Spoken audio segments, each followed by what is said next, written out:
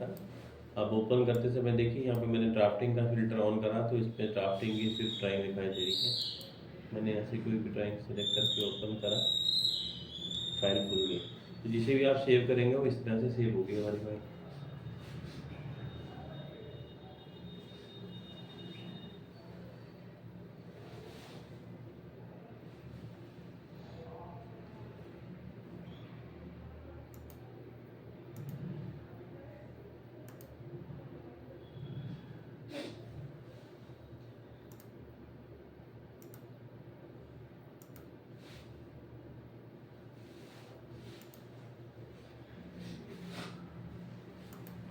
Annotation में मैंने आपको कल ब्लॉक तक बताया था, राइट। आज हम इसमें आगे सीखते हैं। आसान चीज़ें सब। ऑप्शन हमारे पास अगला है सेंटर मार्क का। तो मैंने क्या किया, यहाँ से अपनी ड्राइंग खोल ली। हमारे पास यहाँ ऑप्शन है सेंटर मार्क का। सेंटर मार्क ऑप्शन लेने पे ये आपसे कहता है कि जिसको भी आप सेंटर मार्क लगाना चाहते हो उसे आप सेलेक्ट करो। मैंने यहाँ से किसी राउंड ऑब्जेक्ट को सिलेक्ट करा, जाहिर सी बात है राउंड पे सेंटर मार्क लगता है, सेंटर मार्क दिखाई देने लगा। हम इन लाइंस की लेंथ को छोटा बड़ा करना चाहें तो ड्रैग करके आप वो कर सकते हो। ये देखिए, मुझे लग रहा था कि सेंटर लाइन छोटी है या बड़ी करनी है तो वो हम कर सकते हैं। हमारे पास कंट्रोल पॉइंटर्स हम दे सकते हैं इसमें, ठीक है।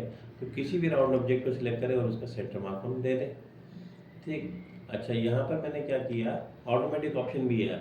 अगर आप होल्स में, फिलेट में या स्लॉट में ऑटोमेटिक चाहते हो तो यहाँ से सिलेक्ट कर लो। आपकी ड्राइंग में जहाँ जहाँ पे आपने ये सब किया होगा वहाँ पे अपने आप लग जाएगा। और मैं एक बात, यहाँ से मैंने स्केच पे क्लिक किया। अब जो ड्राफ्टिंग होती है वो दो तरह की होती है, एक होती है जेनरेटिव और एक होती है इंटरेक्टिव। जेनरेटिव में तो ये होता है कि जो आपने बनाया उसके हिसाब से सारे व्यूज़ और डिटेल्स निकल कर आ गए, ठीक है। लेकिन इंटरेक्टिव होती है जिसमें आप अपनी तरफ से कुछ ऐड ऑन करना चाहो तो कर सकते हो। अभी तो ये है ना कि हमने पार्ट में जो बदलाव किए वही चेंजेस हमें यहाँ दिखाई देंगे, लेकिन मैं ये कह रहा हूँ कि मुझे कुछ यहाँ पे दिखाना है जो मैं चाहता हूँ पार्ट में ना हो, तो वो हम इसमें अपनी तरफ से ऐड ऑन करेंगे, उसे इंटरेक्टिव कहते हैं। तो मैंने जब यहाँ पे स्केच पे क्लिक किया तो आपने देखा स्केच की सभी ऑप्शंस खुलकर आ गई जो हमने पहले की हुई हैं। और यहाँ पे अलग से देखो मैंने क्या किया, इधर ये सर्कल कमांड लेते हुए मैंने कुछ सर्कल बना दिए। ये देखिए मैंने यहाँ पे कुछ सर्कल बना दिए। ये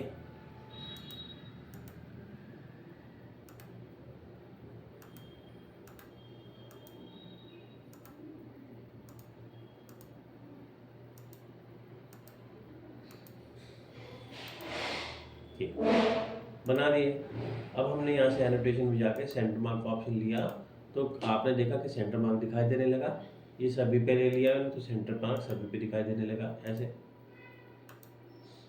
जिससे ये समझ आता है कि हम अलग से भी बना सकते थे, है ना, कुछ इसके ऊपर ऐड ऑन कर सकते थे। अब यहाँ पर आप ऑप्शन में देखो तो यहाँ पे हमने लिया होता सिंगल सेंटर मार्क। अगर मैं यहाँ से इसको लीनियर सेंटर मार्क दे दूँ या सर्कुलर सेंटर मार्क दे दूँ तो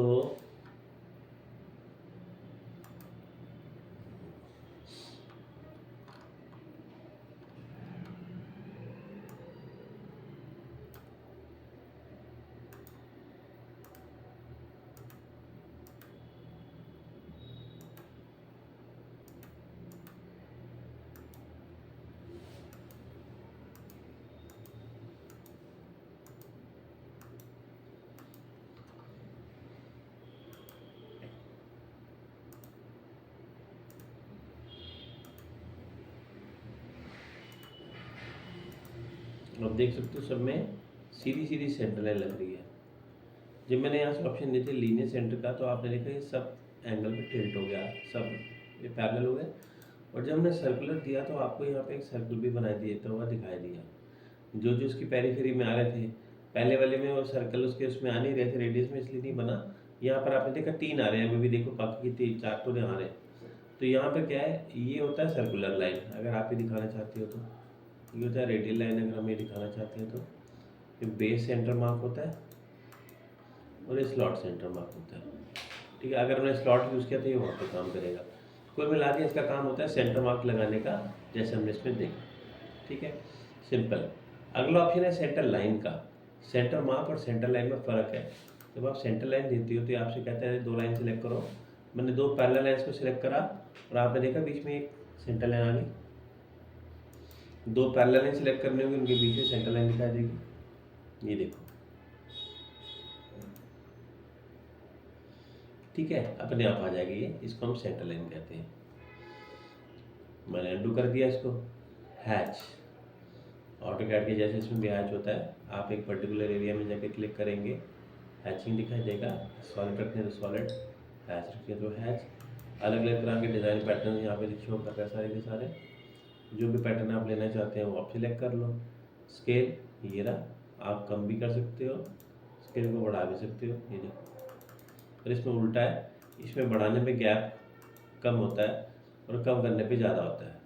ऑटोकैड में इसका उल्टा चलता है। तो आप यहाँ से जो चाहे वो सिलेक्ट कर लो पैटर्न, और उसका स्केल देखो बढ़ाने में कम हो रहा है, इसमें ऑटोकैड में बढ़ाने में बढ़ता है ना। यहाँ से एंगल बदलना चाहे तो एंगल बदल सकते हैं, मैंने इसको ओके कर दिया। तो आप अपनी ड्राइंग में हैचिंग वगैरह दिखाना चाहें तो वो भी हम दिखा सकते हैं, ठीक है। अगला ऑप्शन हमारे को दिखाई दे रहा है रिवीजन क्लाउड का। रिवीजन क्लाउड जब आप देती हो तो हमारे पास कुछ शेप आती हैं, रेक्टेंगल, एलिप्स, इरेगुलर और फ्री हैंड। मैंने रेक्टेंगुलर शेप में लेके ऐसे बनाया इसको, आपने देखा ये ऐसे बनकर आ गया रेक्टेंगल क्लाउड की फॉर्म में, जैसे बादल होता है। यहाँ पर आप देखो कि हमने इसके लाइन टाइप को बदल दिया, मैंने लाइन वेट को भी बदल दिया। ये मोटी दिखाई देने लगी लाइन में, थिक दिखाई देने लगी, है ना। डिटेलिंग वगैरह दिखाने के लिए पर्पज से हम इसका करते हैं यूज़। और ये जो मैं दे रहा हूँ ना, ये हमारी आर्क, जो ये आर्क बन रही है, इस आर्क का रेडियस है, ये देखिए। जैसे जैसे मैं बढ़ाता जा रहा हूँ बढ़ता दिखाई दे रहा है, और इसको कम कर रहा हूँ तो कम होता हुआ दिखाई दे रहा है, ये देखो। छोटा बन गया और ये बड़ा बन गया। ओके, इसका पर्पज सिर्फ ऐसे डिटेलिंग दिखाने के लिए होता है, किसी चीज़ को हाईलाइट करने के लिए। शेप अलग अलग है, आप अगला एलिप्स वाली फॉर्म में लेंगे तो एलिप्स शेप फ्रेम भी कवर कर सकते हैं, बाकी सारी फ्रेम प्रॉपर्टीज है। अगर आप इसको इरेगुलर फॉर्म में लेंगे तो इरेगुलर फॉर्म में हम ऐसे लगाते जाएंगे और लास्ट में टच कर देंगे तो क्लोज हो जाएगा।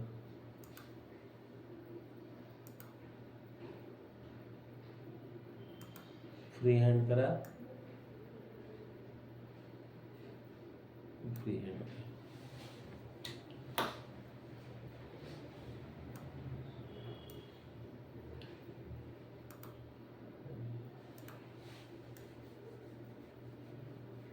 इसको फ्री हैंड कहते हैं,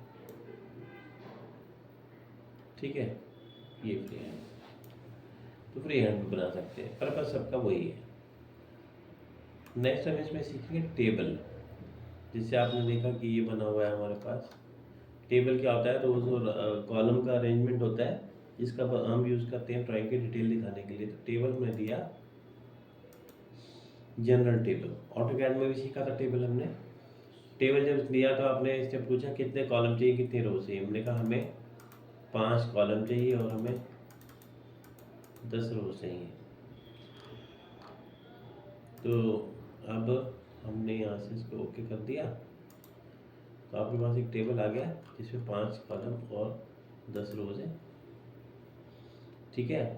इसका क्या पर्पस है, ऐसे एक तो देखो जैसे बिल ऑफ मटेरियल बना हुआ, अभी ये भी सिखाऊंगा। नीचे जो हमारी टाइटल शीट बनी हुई है, ये भी हमने टेबल से ही बनाई थी।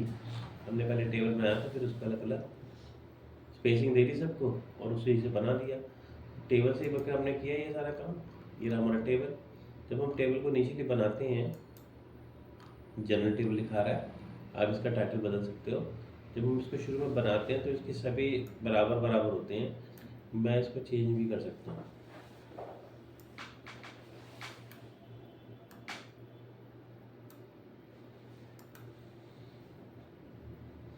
छोटा बड़ा भी कर सकते हैं।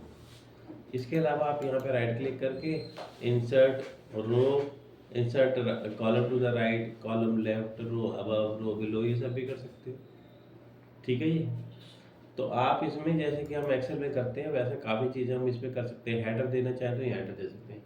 जनरल टेबल में हम जनरल इन्फॉर्मेशन अपनी ड्राइंग के बारे में देते हैं। इससे अगला है होल टेबल। अगर आपने अपनी ड्राइंग में कहीं होल का यूज़ किया गया, जैसे इसमें हमने ये होल का यूज़ किया था, तो यहाँ पर आप जाके सीधा होल टेबल ले लो। होल टेबल पे गए, इसे क्या सिलेक्ट करो, होल्स को आपने सिलेक्ट करा, होल्स को, और इसको ओके कर दिया।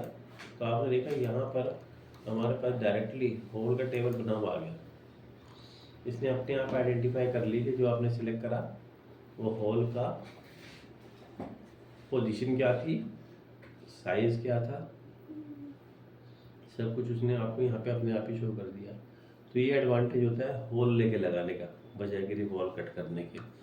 ये सब टेबल के ना बेस पॉइंट्स हैं। अगर आप देखो तो यहाँ पे top left, top right, bottom left, bottom right, ये सब इसके पॉइंट्स दिखा रहा है कि जब आप इसको उठाओगे तो इसका हैंडल अब यहाँ से आ रहा है ना, उस केस में हैंडल चेंज हो जाएगा। जो आप सिलेक्शन करोगे वो हैंडल उस जगह पे लग जाएगा। ठीक है। होल्स के बाद नेक्स्ट हम इस पे करेंगे bill of material. Bill of material सिर्फ असेंबली के लिए एप्लीकेबल है, तो इसलिए मैंने वो शीट खोली जिसमें मैंने असेंबली को बनाया हुआ था। और यहाँ पे बिल ऑफ मटेरियल पहले से बना हुआ था तो मेरे को उसको मिटाना पड़ेगा, फिर डिलीट भी हो जाता है। देखो टेबल भी डिलीट हो जाता है। हमने यहाँ से दिया बिल ऑफ मटेरियल, इसने कहा सिलेक्ट करो ड्राइंग, मैंने कहा इस ड्राइंग का बनाना है बिल ऑफ मटेरियल, ओके कर दिया। आपने इस वाले असेंबली को बनाने के लिए जो जो पार्ट की जितनी जितनी क्वांटिटी यूज़ करी है वो सब यहाँ पे डिस्प्ले करना है। देख रहे हो आ गया बिल ऑफ मटेरियल। ये देखिए हमने पहले असेंबली में करा था और अब जो बता रहा हूँ मैं ड्राफ्टिंग में दिखा रहा हूँ। जो पार्ट्स आगे आप जिस पे क्लिक कर लेते हो उस पार्ट को हाईलाइट कर देता है। ये देखो नीचे वाला हाईलाइट हो गया। इससे पता लग रहा है कि ये जो आपने सिलेक्ट करा है कैम 1, ये कैम 1 है। इस पे क्लिक कर दिया तो दूसरा पार्ट हाईलाइट हो गया, ये कैम 2 है। चेक करने के हिसाब से आसान रहता है। इसे हम कहते हैं बिल ऑफ मटेरियल, जिसे हम रिपोर्टिंग भी कहते हैं। रिपोर्ट बनाते हैं जिसमें हम क्वांटिटी को वर्कआउट करते हैं। ये तो छोटी सी असेंबली है। जब हम किसी बड़ी असेंबली पे काम करेंगे तो आप देखोगे कि उसमें बहुत कुछ होता है, फिर वो सारी लिस्ट इसमें बन जाती है। और जैसा कि आपको मैंने दिखाया था उसमें असेंबली में भी, कि अगर हम कुछ उसमें ऐड करते हैं, हटाते हैं, लगाते हैं, तो अपने आप इसके अंदर में अपडेट करता रहता है, वो ठीक करता रहता है।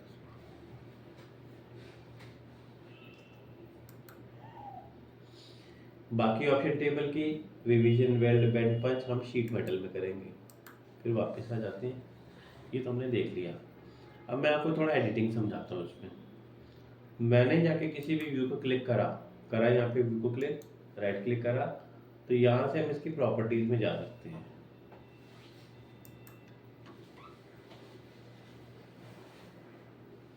प्रॉपर्टीज दिखाता है ये सारी।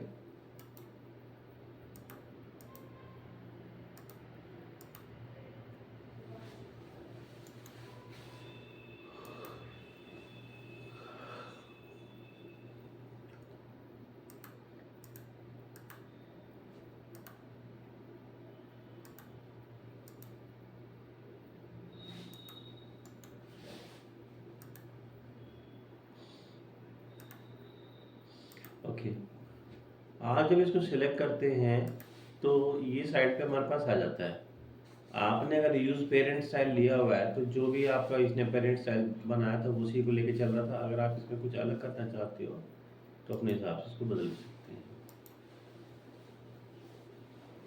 उसी तरह से इस पर्टिकुलर व्यू का स्केल आपने भी पेरेंट स्केल लिया था। अगर आप कस्टम स्केल करना चाहो और आप बोलो कि मेरे को ये तो बड़ा चाहिए, छोटा चाहिए,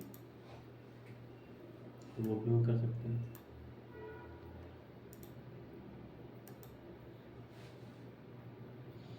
ठीक है।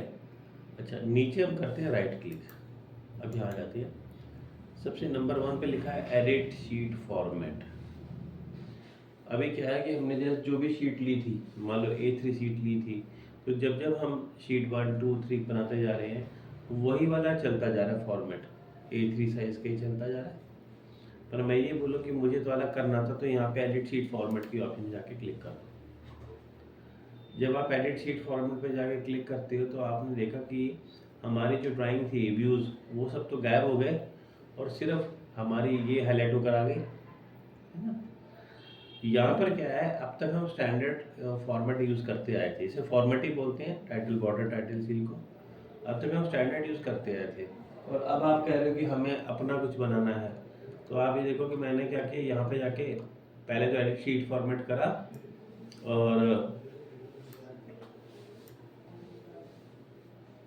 आपने अपने हिसाब से इसमें से चेंजेस कर दिए। जैसे देख रहे हो आप कि मैं यहाँ पे अपना क्योंकि हर एक कंपनी का अलग स्टैंडर्ड होता है, अलग हिसाब किताब होता है, तो मैंने उसके हिसाब से बताया। आपने जो भी करना था इसमें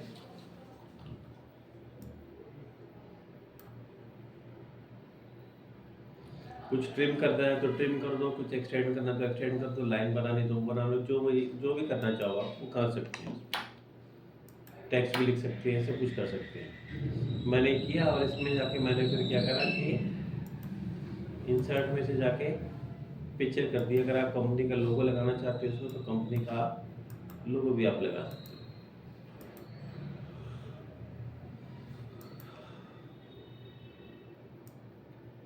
छोटा कर दिया मैंने साइज, यहाँ से आप डिसाइड कर सकते हो सब इसकी प्रॉपर्टीज़।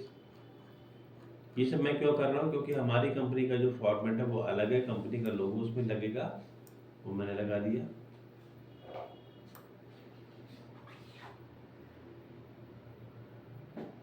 लॉक एस्पेक्ट रेशियो को हटा देंगे तो विड्थ और लेंथ की रेशियो जो है उसको एडिट कर देंगे।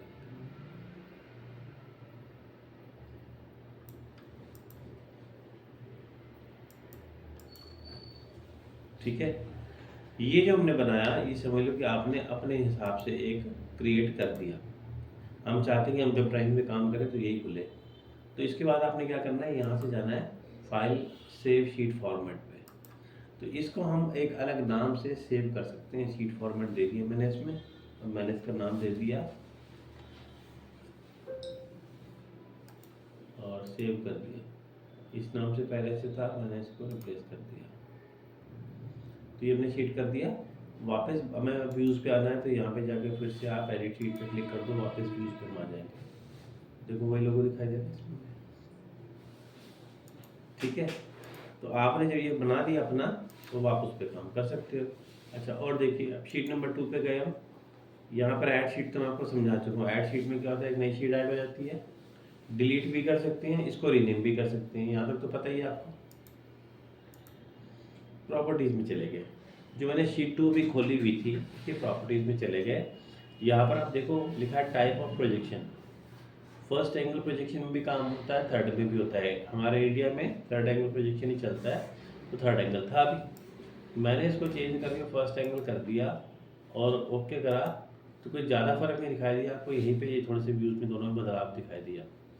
क्या कि हमने यहाँ से जाके प्रॉपर्टीज़ में से थर्ड एंगल प्रोजेक्शन लिया तो ऐसे आ रहा था।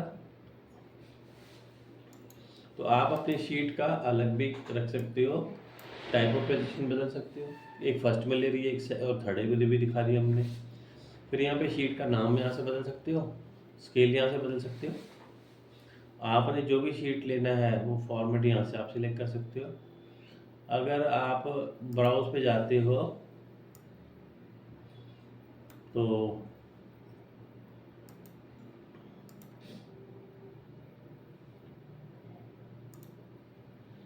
देखो मैंने यहाँ पे अपना बनाया हुआ फॉर्मेट अप्लाई कर दिया। तो ये तो स्टैंडर्ड फॉर्मेट है ना, जिसमें हम अपने हिसाब से जो बनाएंगे वो फिर हम उस पर तो अप्लाई करेंगे। तो आपने देखा कि हमने यहाँ से जाके इसकी प्रॉपर्टी में ये सब चीज़ें बदल दी। क्या क्या, आप टाइप ऑफ पोजीशन बदल सकते हो, नेम रीनेम कर सकते हो, स्केल बदल सकते हो, फॉर्मेट बदल सकते हो। ठीक है, और शीट कस्टमाइज, शीट साइज, ये सब हम बदल सकते हैं। तो ज़रूरी नहीं कि हमने जितनी बनाई है सब सेम साइज़ की होंगी। ऐसा भी हो सकता है कि शीट 1 A4 में हो, शीट 2 A3 में हो, शीट 3 8 हमारे A1 में हो, है ना।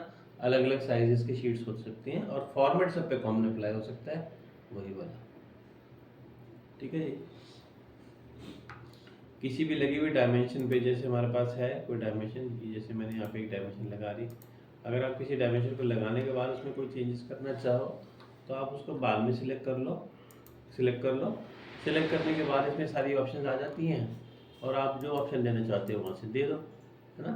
कल मैंने आपको स्टाइल बनाना सिखाया था, तो हम उसको स्टाइल बना लेते हैं और स्टाइल बनाने के बाद यहाँ से स्टाइल भी चेंज कर सकते हैं। अदरवाइज यहाँ से सिलेक्ट करो इंडिविजुअली और ये सारी प्रॉपर्टी दिखा रहा है, जो बदलना चाहिए इसमें से बदल सकते हैं। ठीक है, तो ये आपका ड्राफ्टिंग, फॉर्मेट और रिपोर्ट ये कंप्लीट होता है इसमें। ठीक, तो नेक्स्ट क्लास में हम शीट मेटल स्टार्ट करेंगे। तब तक इसकी कोई ड्राइंग बना के देखो, क्योंकि मेरे पास आपकी इसकी कोई ड्राइंग आई नहीं है ड्राफ्टिंग की ना। एक असेंबली की बना लेना और एक पार्ट की बना लेना, तो आइडिया हो जाएगा। बहुत आसान है वैसे तो, ऑटोकैड से तो बहुत ही आसान है, सब चीज़ें ऑटोमेटिक ही है इसमें। फिर एक बार कर लोगे तो कॉन्फिडेंस आ जाएगा। ठीक है, तो इसकी प्रैक्टिस करके देखो आप। नेक्स्ट में क्लास में फिर हम आगे शीट मेटल डिज़ाइन स्टार्ट करेंगे।